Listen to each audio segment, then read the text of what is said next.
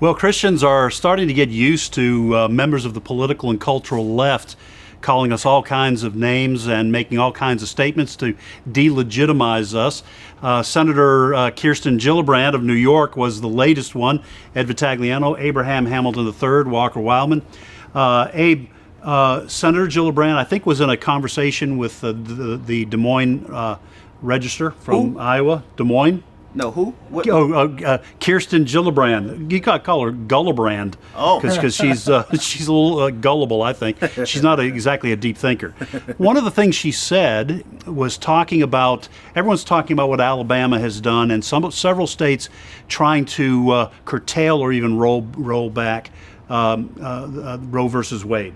Abortion rights. She said, Senator Gillibrand said that these are settled issues and we should be done discussing with them, and they're not even political issues anymore.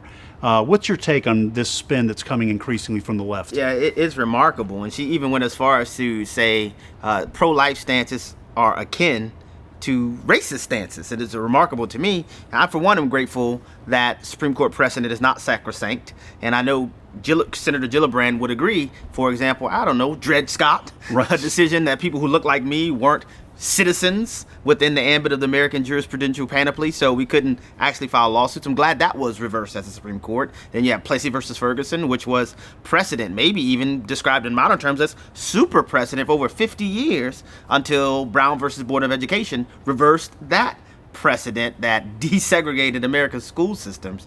It's just amazing to me that people like Senator Gillibrand declare certain things as unassailable super precedent when when it's in accord with their worldview. And part of the reason the Supreme Court exists is to correct errors that they made in the past. Roe versus Wade is one of America's errors in the past, one of the great sins of America's history, and it needs to be reversed. And it's not the way our political system works anyway. We should all be free to discuss issues regardless of whether Senator Gillibrand thinks the issue is forever solved. Yes. Let's say the controversy. Yeah. Okay, one of the other things that Senator Gillibrand said was she talked about the fact that there is no other legitimate side when it comes to things like same-sex marriage. She said, we don't give racists and homophobes equal time when it comes to discussing these in the media. I think it's increasingly evident that the left puts people like us and other Christians who believe, for example, in male-female marriage in the category of homophobes. Right. Or as Abe was saying, we're racist if we're against abortion. This seems to be a way of shutting down debate coming from the party, the Democratic Party, that always seemed to be promoting free speech. Yeah, we're really at a scary time in America, because historically it's been that we can all disagree on various issues, but we all have the same rights to not only voice our disagreements, debate things, but then go to the ballot box and carry out what we want our will to be done, politically speaking.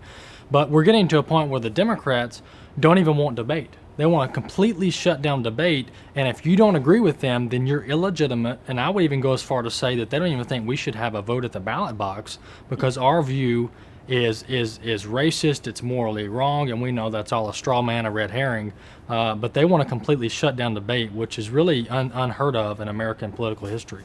Well, and Senator Gillibrand also said that Christians, for example, have every right to have their religious beliefs in here, in their minds or in their hearts, but not to take it into the public square, which is chilling coming from a U.S. senator.